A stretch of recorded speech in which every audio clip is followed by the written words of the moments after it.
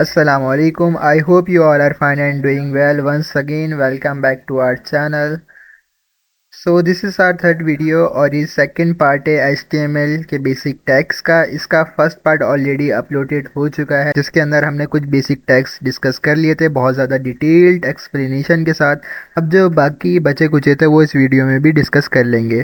तो अभी तक अगर आपने पार्ट 1 नहीं देखा है तो वो जाके पहले देखिए और उसके बाद आके पार्ट 2 देखिएगा। So let's start it.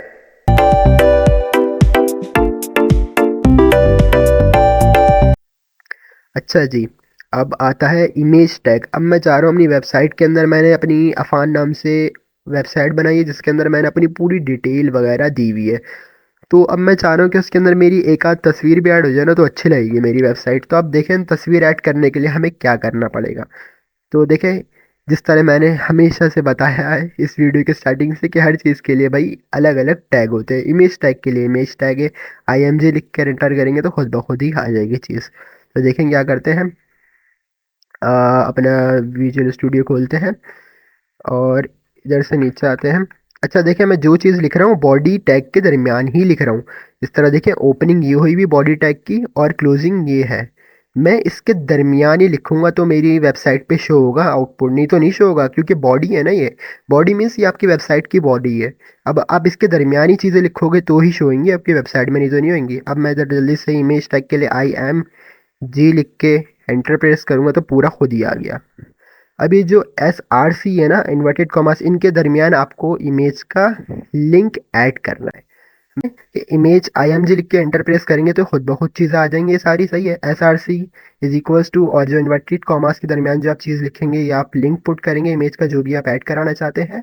और फिर ऑल्ट के अंदर आप जो चीज़ लिखेंगे वो ये चीज़ होगी कि अगर for suppose in any case due to any reason अगर आपकी इमेज लोड नहीं हो पाती तो क्या चीज़ शो हो। सही है, इमेज खोली थी इधर, इसका मैं इधर से लिंक कॉपी करता हूँ और इधर आके मैं पेस्ट कर देता हूँ सिंपली। और इधर भी मैंने सिंपली ऑल्ट में वही लिखा हुआ है, अगर ये इन केस लोड ना हो सके तो यूज़र जो मेरी उस वक्त वेबसाइट देख रहा होगा उसको एरर शो हो। सही है, तो इसको भी ओपन करके देखते हैं। तो थैंक गॉड भाई ये हो गई ओपन।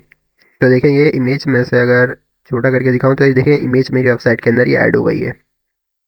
सही, इस तरह से मेरी वेबसाइट के अंदर मैंने इमेज ऐड कर ली। अब मैं फॉर एग्जांपल ये इमेज का लिंक है, मैं इसके अंदर कुछ अपनी तरफ से कुछ भी ऐड कर सकता हूँ। और इसको करने से क्या होगा कि इस लिंक को मैंने एक तरह से बर्बाद कर दिया। तो अब ये लोड नहीं होनी चाहिए और लोड नहीं होगी तो मैंने क्या कहा है कि लोड नहीं हो तो एरर शो हो इस तरह से, या फिर मैं कहता हूँ कुछ और शो हो जाए। फॉर एग्जांपल मैं अपना नाम ही शो ही करा रहा हूँ भाई, मेरा नाम शो हो जाए मैं बोल रहा हूँ। तो मैं दोबारा ओपन विथ लाइव सर्वर करता हूँ और ये अरे शो कैसे हो रही है भाई, ये लिंक तो ख़राब कर दिया। इधर भी कुछ करके देखते हैं अपनी तरफ से ऐड वगैरह और ओपन विद लाइव सर्वर। तो अब ये हो गया लिंक ख़राब, तो इस वजह से ये लोड नहीं हो सकी। और मैंने बोला था अगर लोड ना हो तो क्या शो हो, मेरा नाम शो हो। तो एग्जैक्टली इधर मेरा नाम शो हो रहा है। तो इधर तक चीज़ें समझ में आ रही होंगी और इंटरेस्टिंग भी हो रही होंगी चीज़ें, क्योंकि आप लोग आस्ते आस्ते सीखते जा रहे हैं किस तरह से वेबसाइट के अंदर हम मटेरियल ऐड करना है। तो देख लिया होगा आप लोगों ने कि image tag is use to add images in an HTML page, हम लोगों ने इसे करके भी देख लिया। सही है, इमेज टैग के लिए क्या करेंगे हम, सिंपल क्या करेंगे हम लिखेंगे आई एम, रुको इसको इधर लिखते हैं। इमेज टैग ऐड करने के लिए आप सिंपल IMG लिखेंगे और एंटर प्रेस करेंगे। उसके बाद ये खुद ब खुद प्रिंट हुआ हुआ आ जाएगा। अब आपको इधर जो लिखना है वो है लिंक। सही है, आपको जो भी इमेज ऐड करनी है उसका लिंक आपको इधर लिखना है या फिर पेस्ट करना है। सही है, और ऑल्ट के अंदर आपको क्या लिखना है, अगर ड्यू टू एनी रीज़न आपकी इमेज लोड नहीं हो पाती तो क्या शो हो जो उस वक्त आपकी वेबसाइट व्यू कर रहा है। इधर तक क्लियर होगा आई थिंक। तो इधर तक हम लोगों ने क्या क्या डिस्कस कर लिया। HTML एलिमेंट्स का कॉन्सेप्ट आप लोग को आ गया होगा, HTML एट्रीब्यूट्स का पता चल गया होगा, हेडिंग टैग का पता चल गया होगा, पैराग्राफ टैग का पता चल गया होगा, एंकर टैग का पता चल गया होगा, इमेज टैग का पता चल गया होगा। सही है, इसके बाद आता है कि बोल्ड, इटैलिक, अंडरलाइन टैग। अब इनके तो नाम से ही शो हो रहा है कि ये किस लिए इस्तेमाल होता है। जाहिर सी बात है बोल्ड टैग किस लिए इस्तेमाल होता होगा, किसी चीज़ को मोटा करने के लिए, बोल्ड करने के लिए। इटैलिक टैग किस लिए इस्तेमाल होता होगा, इटैलिक स्टाइल करने के लिए, उसका जो कि इटैलिक थोड़ा सा ना इस तरह से होता है कि टेढ़ा कर देता है लेटर्स को थोड़ा सा। अभी करेंगे तो पता चल जाएगा। और अंडरलाइन टैग के नाम से भी शो हो रहा है कि अंडरलाइन करने के लिए इस्तेमाल होता है। और नीचे लिखा हुआ है कि बोल्ड टैग के लिए आपको बी लिखना है, आई इटैलिक के लिए लिखना है और यू अंडरलाइन के लिए लिखना है। छोटी छोटी चीज़ें तो ये भी जल्दी से कर लेते हैं, इसको ज़रा सल कट कर देते हैं इधर से। और उसमें पहले मैं बोल्ड के लिए करता हूँ। तो मैं इधर सिंपल बी लिखता हूँ और एंटर करूँगा तो उसने खुद ही पूरा लिख के दे दिया। ये इसकी बहुत अच्छी बात है, ये कोऑपरेटिव बंदा है ये बहुत। V S. अब मैं लिख रहा हूँ इधर अफानी लिख रहा हूँ, या फिर मैं स्टूडेंट लिख देता हूँ, स्टूडेंट। और देखता हूँ कि बोल्ड। अच्छा जी, मैं एक काम करता हूँ, तीनों तरह के डिज़ाइन एक साथ ही कर देता हूँ। बोल्ड के लिए लिख लिया मैंने और इटैलिक के लिए आई दबाऊंगा और एंटर करूंगा और इधर भी स्टूडेंट लिख देता हूँ। सेम नेम लिख देता हूँ, सही है। स्टूडेंट लिख देता हूँ और अंडरलाइन के लिए यू एंटर और इधर भी स्टूडेंट लिख देता हूँ। और देखते हैं अब इसका result open with live server. तो एज यू कैन सी कि बोल्ड वाले के लिए स्टूडेंट देखो कितना बोल्ड हो गया, मोटा हो गया। और इटैलिक के लिए देखो तो इटैलिक किसे कहते हैं, थोड़े से टेढ़े हो जाते हैं अल्फाबेट। और अंडरलाइन के लिए देखो अंडरलाइन हो गया, ये सही है। अच्छा, अगर आपने इधर तक नोट करी हो एक चीज़, कि हम लोगों ने इधर जितनी भी चीज़ें लिखी हैं, एक लाइन में एक चीज़ लिखी है, फिर नेक्स्ट लाइन में लिखी है, मगर ये थर्ड लाइन में लिखी है तीसरी चीज़। बट अगर आप हमारी वेबसाइट के अंदर आके देखें, ये सब चीज़ें तो एक ही लाइन में आ रही हैं। तो इससे चीज़ क्या समझ में है आप लोगों को, कि कंपाइलर जो है वो ये सब चीज़ें नोट नहीं करता। वो मतलब एज इट इज़ आपकी तरह नहीं चल रहा होता कि आप इधर लाइनें छोड़ रहे हो तो वो भी लाइनें छोड़े। अगर फॉर एग्जांपल मैं इधर इतना बड़ा स्पेस दूंगा और आप समझ रहे हो कि मेरी वेबसाइट पे भी इतना बड़ा स्पेस आएगा, तो नो भाई, ऐसा नहीं है। वो देखो, वो स्पेस नहीं देगा। देख लो, वो उसने स्पेस नहीं दिया, उसने कंसीडर ही नहीं करा कि तुमने स्पेस दिया। मैं इधर भी दे रहा हूँ इतना ज़्यादा स्पेस और इधर भी दे रहा हूँ मैं इतना ज़्यादा स्पेस। तो देखो, इसको दोबारा ओपन विथ लाइव सर्वर करते हैं। तो देखो, वो इतने बड़े बड़े स्पेस नहीं देगा। वो समझ ही नहीं सकेगा, वो छोटे छोटे स्पेस देके छोड़ देगा। तो इन दिस केस अगर हम ऐड करना चाहते हैं कोई लाइंस, इसको दोबारा अपनी जगह पे ले आता हूँ उठा के, जो इतना बड़ा मैंने स्पेस दिया है इसको दोबारा से उठा के अपनी जगह पे ले आते हैं। और फिर एक चीज़ बताता हूँ। अम, अब देखो, इन दिस केस अगर हम चाहते हैं कि हमारी लाइंस का ब्रेक आए, या फिर जो मैं वर्ड लिख रहा हूँ एज इट इज़ उसी तरीके से आए। मतलब मैं ये कहना चाह रहा हूँ कि अगर मैंने इस लाइन में लिखी चीज़ तो इसके बाद सेकंड लाइन में लिखी है तो उसमें भी एज इट इज़ आए, कि एक लाइन में ये आए और दूसरी लाइन में ये आए। तो मैं क्या करूँगा, स्टूडेंट लिखा, ये फर्स्ट लाइन में आ गया, सही है। अब मैं चाह रहा हूँ कि ये जो दूसरे इटैलिक के लिए मैंने स्टूडेंट लिखा है ये सेकंड लाइन में आए, तो मैं इसके दरमियान एक टैग इस्तेमाल करूँगा जो कि होता है B R, break. Break tag कहते हैं इसे, जिसके लिए आप बी आर लिख के एंटर करेंगे तो बी आर, बस। ये होता है ब्रेक टैग। ये किस लिए इस्तेमाल होता है, ये होता है लाइन को ब्रेक करने के लिए। इससे क्या होगा कि मैंने स्टूडेंट बोल्ड वाले और स्टूडेंट इटैलिक वाले इन दोनों के दरमियान इस्तेमाल किया ना, बी फॉर बोल्ड स्टूडेंट और इटैलिक वाले स्टूडेंट के लिए मैंने इन दोनों के दरमियान इस्तेमाल करा ब्रेक। ये क्या करेगा, इन दोनों को एक लाइन में आने नहीं देगा। इन दोनों की मतलब ये कि पहले अगर मैं से इस्तेमाल नहीं करूंगा तो ये एक ही लाइन में आ रहे थे, वो हमने देख लिया। अब देखो, मैंने इन दोनों के दरमियान ये इस्तेमाल कर लिया, तो इट मीन्स कि अब ये दोनों अलग अलग लाइंस में आएंगे। अगर मैं देखूँ तो ओपन विथ लाइव सर्वर करें तो देखा आपने कि स्टूडेंट और ये इटैलिक वाला स्टूडेंट, इन दोनों की लाइंस चेंज हो गई हैं। अब मैं चाह रहा हूँ कि ये जो अंडरलाइन वाला स्टूडेंट है ये भी नेक्स्ट लाइन में आ जाए। तो क्या करूँगा फिर मैं, इन दोनों के दरमियान भी ब्रेक नाम का टैग इस्तेमाल कर लूंगा, जिसके लिए आप बी आर लिख के एंटर प्रेस करेंगे तो खुद ब खुद आ जाएगा, सही है। अब देखें, ये भी नेक्स्ट लाइन के अंदर खुद ब खुद शिफ्ट हो चुका होगा। तो देखा आपने, ये भी आ गया नेक्स्ट लाइन के अंदर। मतलब ये कि अगर आप चाहते हैं कि नेक्स्ट लाइन में हमारा टेक्स्ट आए, तो हम क्या करेंगे, ब्रेक नाम का टैग इस्तेमाल कर लेंगे। और आपको याद हो, अगर मैंने वीडियो के स्टार्टिंग में आपको एक बात बताई थी कि टैग्स को इस्तेमाल करने के कुछ तरीके होते हैं।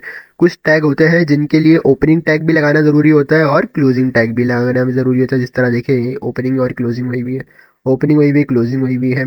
ओपनिंग हुई भी है बोल्ड वाले के अंदर भी और क्लोजिंग भी हुई भी है। और मैंने ये भी कहा था कुछ टैग ऐसे होते हैं जिनकी सिर्फ ओपनिंग होती है, क्लोजिंग की कोई ज़रूरत ही नहीं होती। तो ये भी आपके पास live example B R tag. इसकी ओपनिंग या क्लोजिंग बताओ कहाँ है, नहीं है ना, इसकी बस ओपनिंग होती है बी आर टैग की, सही है। इधर तक क्लियर है कि बी आर क्यों इस्तेमाल करते हैं। सो अब फर्दर डिस्कस कर लेते हैं कि बिग एंड स्मॉल टैग्स क्या होते हैं। जिस तरह इनके नाम से ही पता चल रहा है कि ये किस पर्पस के लिए इस्तेमाल होते होंगे। अगर इसकी डेफिनेशन भी बेसिक पढ़ें तो लिखा हुआ है we can make the text bit larger and bit smaller by using this tags. मतलब हम जो भी टेक्स्ट लिखेंगे अपनी वेबसाइट के अंदर उसे अपने लिहाज से कस्टमाइज़ कर सकते हैं, छोटा और बड़ा। अगर मैं अपने कंपाइलर में इस चीज़ को लिखूँ, पहले मैं एक सिंपल पैराग्राफ टैग इस्तेमाल करके एक टेक्स्ट लिखता हूँ। पैराग्राफ टैग इस्तेमाल करने के लिए पी और इंटर करेंगे तो खुद ब खुद ये प्रिंट हो जाएगा पूरा open tag and closing tag paragraph का। और इसके दरमियान में लिख देता हूँ माय नेम इज़ अफान। और इसके बाद मैं जो है बिग एंड स्मॉल टैग इस्तेमाल करता हूँ। तो बिगर टैग इस्तेमाल करने के लिए सिर्फ आप BIG लिख कर इंटर प्रेस करेंगे तो ये ऑटोमेटिकली पूरा प्रिंट हो जाएगा। और इसके दरमियान भी मैं सिंपल ये लिखता हूँ माय नेम इज़ अफान, ताकि आपको डिफरेंस जो है वो ईजिली नज़र आ सके। ये माय नेम इज़ अफान लिख दिया। और इसी तरह से मैं स्मॉलर टैग इस्तेमाल कर लेता हूँ इधर। और स्मॉलर टैग के लिए स्मॉल लिख कर आप इंटर प्रेस करेंगे तो ये खुद ब खुद प्रिंट हो जाएगा। और इसके दरमियान भी मैं सिंपल यही लिख देता हूँ माय नेम इज़ अफान। अब देखें अगर मैं ओपन विथ लाइव सर्वर करूं तो देखें मेरी वेबसाइट के अंदर किस तरह से शो हो रहा है। तो देखें जो फर्स्ट पे लिखा हुआ है माय नेम इज़ अफान, ये मैंने पैराग्राफ टैग की मदद से लिखा था। इसका साइज़ देखें क्या है। और ये जो लिखा हुआ है मैंने माय नेम इज़ अफान, ये मैंने बिगर टैग इस्तेमाल करा था, इसी वजह से इसका साइज़ जो है वो लार्ज है। और इसी के साथ जो लिखा हुआ है माय नेम इज़ सफ़ान, ये मैंने स्मॉलर टैग की मदद से लिखा था, इसकी वजह से इसका साइज़ देखें सबसे स्मॉल है। तो इजीली आई थिंक ये आप डिफरेंशिएट कर सकते हैं कि पैराग्राफ टैग वाले का साइज़ देखें और जहाँ पे हमने बिगर टैग इस्तेमाल करा उसका साइज़ देखें, और जहाँ पे स्मॉलर टैग इस्तेमाल करा है उसका साइज़ देखें। ये तो बच्चों वाले टैग थे, इनके लिए तो ज़्यादा कुछ बताने की ज़रूरत नहीं है। तो इनके नाम से ही पता चल जाता है कि ये टैग किस लिए इस्तेमाल होते हैं। अच्छा जी, इसके बाद आता है हॉरिजॉन्टल टैग। हॉरिजॉन्टल टैग की जो शॉर्ट फॉर्म होती है वो होती है HR टैग। अब क्योंकि हम इससे पहले काफ़ी ज़्यादा टैग्स डिस्कस कर चुके हैं तो आई थिंक कि इस बात का तो सेंस बन चुका होगा आप लोगों के माइंड में कि जब भी हम टैग्स इस्तेमाल करते हैं तो उसके अंदर पूरा पूरा वर्ड नहीं लिखते बल्कि शॉर्ट फॉर्म लिखते हैं। फॉर एग्जांपल हम जब पैराग्राफ टैग इस्तेमाल करते हैं तो उसके अंदर सिर्फ P लिखते हैं। हेडिंग टैग के लिए सिर्फ H लिखते हैं। इस तरह हमने जो ब्रेक टैग इस्तेमाल करा था लाइन ब्रेक करने के लिए, उसके अंदर हमने सिर्फ BR लिखा था। सिमिलरली हम हॉरिजॉन्टल टैग इस्तेमाल करने के लिए सिर्फ HR लिखेंगे। और इधर लिखा हुआ भी है कि horizontal tag in HTML is used to create a horizontal ruler और हॉरिजॉन्टल लाइन, और डिफरेंशिएट करने के लिए होता है इस्तेमाल। इसकी एग्जांपल हम इस तरह से समझते हैं कि मेरे पास एक मैंने निकाली हुई थी एग्जांपल। जिस तरह आप देखें इधर मैंने अपनी वेबसाइट बनाई है।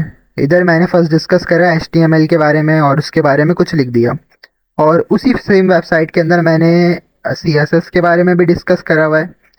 जब भी मैं अपनी वेबसाइट बना रहा हूँ और इसके अंदर डिफरेंट कंटेंट को इस्तेमाल कर रहा हूँ तो उन दोनों को डिफरेंशिएट करने के लिए उन दोनों के दरमियान एक मैं हॉरिजॉन्टल लाइन ड्रॉ करूँगा। इस हॉरिजॉन्टल लाइन को ड्रॉ करने के लिए हम HR टैग इस्तेमाल करते हैं। समझ में आ गई। HR टैग हम इस्तेमाल करते हैं किसी भी दो चीज़ को डिफरेंशिएट करने के लिए। जिस तरह आप देखें इस वेबसाइट के अंदर ये हॉरिजॉन्टल टैग की मदद से इन्होंने हॉरिजॉन्टल लाइन बनाई हुई है। जब भी आपका यूज़र आपकी वेबसाइट को खोल के देखेगा तो वो इजीली आइडेंटिफाई कर सकता है कि ये हॉरिजॉन्टल लाइन लगी हुई है, तो इट मीन्स कि इसके ऊपर वाला कंटेंट जो है वो अलग चीज़ के बारे में और इसके नीचे वाला कंटेंट जो है वो अलग चीज़ के बारे में। सही है। सो बेसिकली हम HR टैग इस्तेमाल करते हैं दो चीज़ों को डिफरेंशिएट करने के लिए। और हॉरिजॉन्टल टैग के लिए मैं यही कर लेता हूँ कि हॉरिजॉन्टल टैग ज़्यादा कोई सुपर साइंस नहीं है कुछ। तो इधर सिंपल HR लिखेंगे और एंटर दबाएंगे तो HR टैग आ जाएगा। अच्छा देखिए मैंने माय नेम इज़ सफ़ान और इसके दरमियान HR टैग लगा दिया है। तो अब मैं जब वेबसाइट पे जाऊंगा तो इधर ज़रूर कोई ना कोई हॉरिजॉन्टल लाइन होनी चाहिए। तो एज यू कैन सी कि ये आ गई एक हॉरिजॉन्टल लाइन। सही है। हॉरिजॉन्टल लाइन क्यों होती है एक दफ़ा दोबारा बता देता हूँ। हॉरिजॉन्टल लाइन हम अपनी वेबसाइट के अंदर ऐड करते हैं दो चीज़ों को डिफरेंशिएट करने के लिए। तो आई थिंक सो कि इधर तक भी ये सारी चीज़ें क्लियर ही हैं।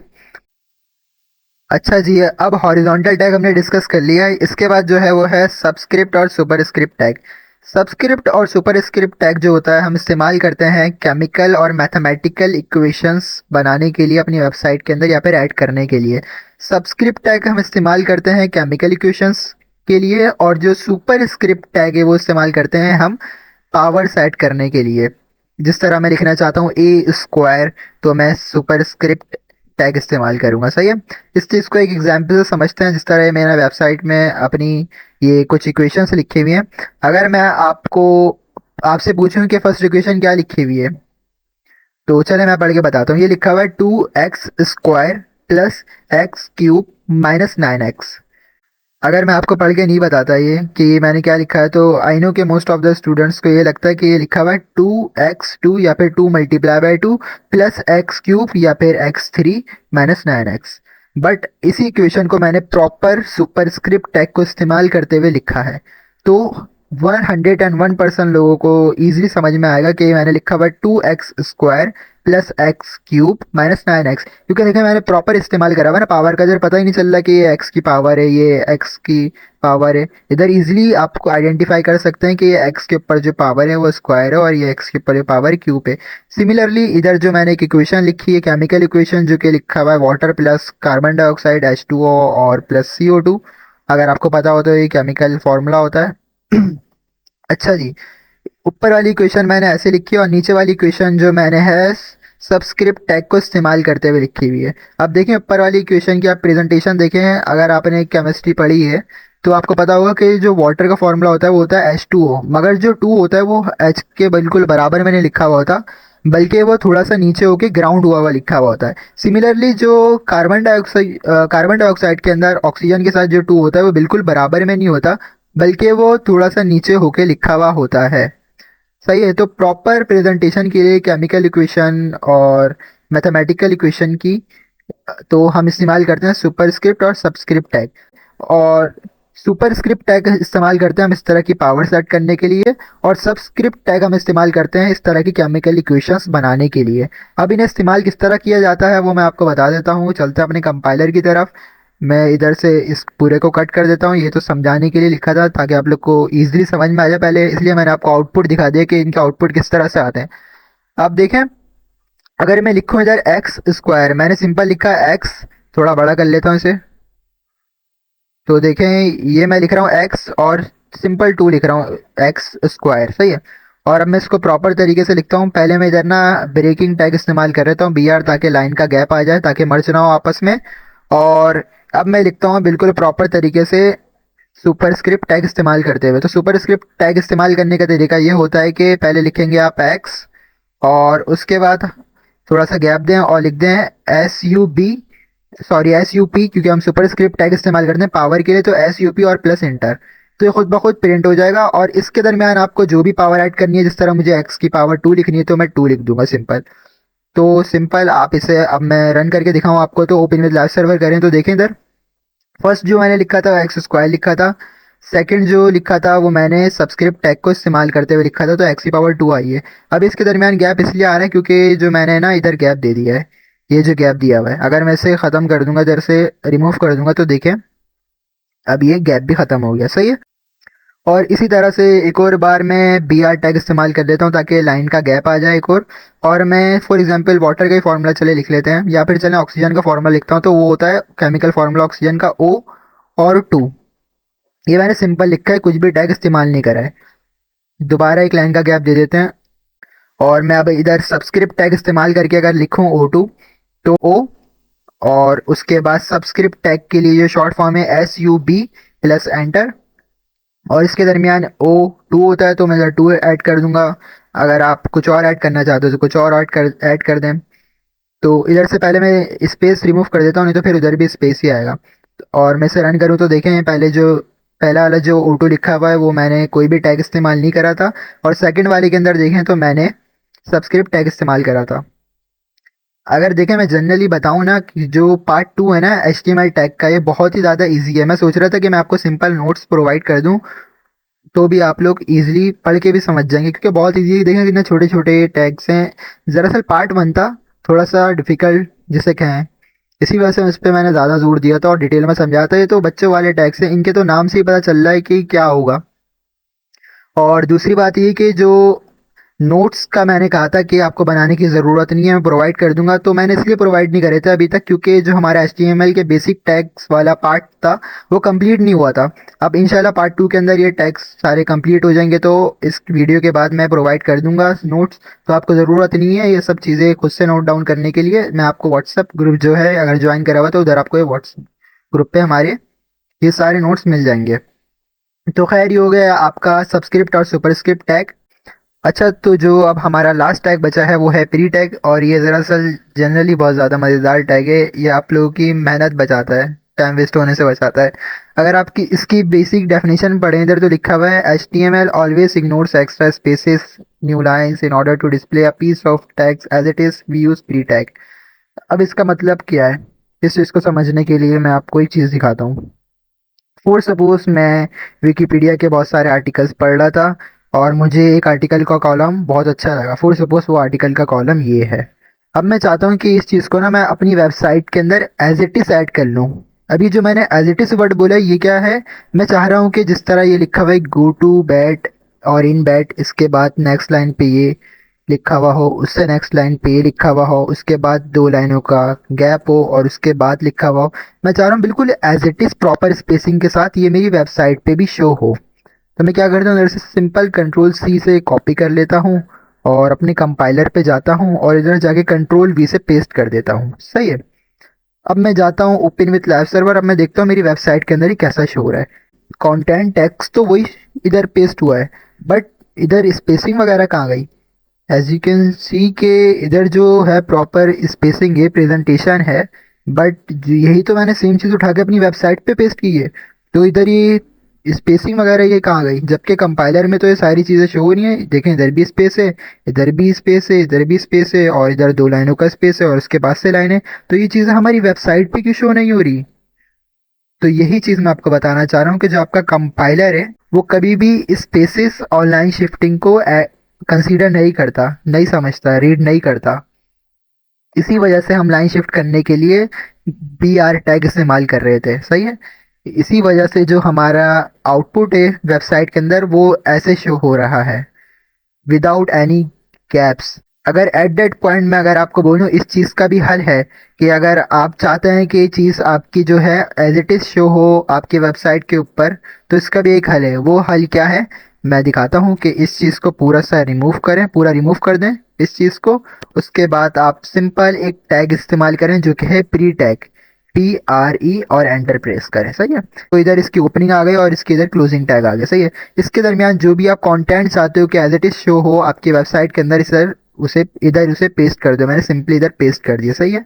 ये आ गया पूरा कंटेंट, और इसके स्टार्टिंग में और एंड में आ गया है प्री टैग। अब मैं इसे ओपन विथ लाइव सर्वर करके देखूं तो as you can see now, finally हमारा जो पूरा कॉलम है आर्टिकल का वो प्रॉपर प्रेजेंटेशन के साथ, स्पेसिंग के साथ मेरी वेबसाइट में शो हो रहा है। अब चलते हैं वापसी अपने नोट्स की तरफ कि इसकी डेफिनेशन क्या कह रही थी। पहले तो देखो, डेफिनेशन में उसने सिंपल से ये बताया हुआ था कि जो HTML जो होता है ना, उस वो ना कभी भी एक्स्ट्रा स्पेसिस को, न्यू लाइंस वगैरह को कभी भी रीड ही नहीं करता, इग्नोर करता रहता है। अगर आप चाहते हैं कि जो आपका डिस्प्ले है टेक्स्ट का, जो आपने कॉपी करा है कि कहीं किसी और जगह से, किसी और आर्टिकल से, वो एज इट इज शो हो आपकी वेबसाइट पे, तो उसके लिए आप इस्तेमाल करेंगे प्री टैग। और इस्तेमाल करने का तरीका क्या है कि पहले प्री टैग की ओपनिंग आएगी, और उसके बाद आपको जो भी कंटेंट अपनी वेबसाइट पे शो कराना है वो इधर पेस्ट होगा, और लास्ट में इसका क्लोजिंग टैग आ जाएगा। सही है। तो इधर हमारा फाइनली जो होता है बेसिक टैग्स का लेक्चर जो है वो एंड होता है। बाकी टैक्स तो बहुत सारे हैं, बट ये बेसिक टैक्स हैं। अगर आपकी इनके ऊपर बहुत अच्छी ग्रिप है तो बाकी तो सारी कस्टमाइजेशन होती है, तो वो तो फिर बहुत अच्छे से आप समझ सकते हैं। और इधर तक जो भी हमने टैक्स डिस्कस किए हैं, और जो जो चीज़ें डिस्कस की हैं अपनी लेक्चर 1 में, लेक्चर 2 में, लेक्चर 3 में, उन चीज़ों के ऊपर आप लोग बहुत ज़्यादा स्ट्रांगली ग्रिप बना लीजिएगा। इन सब के नोट्स मैं आप लोगों को प्रोवाइड करूँगा। आपका काम है सिर्फ इस चीज़ की प्रैक्टिस करना, और अपने दूसरे फ्रेंड्स के साथ इस चीज़ को शेयर करना। इसके अलावा जो हमारी नेक्स्ट वीडियो आएगी उसके अंदर हम एक बेसिक सी वेबसाइट बनाएंगे, और उसके अंदर आप लोगों को भी एक एक्टिविटी मिलेगी करने को। So stay tuned, thank you for watching, and अल्लाह हाफिज़। अल्लाह हाफिज़।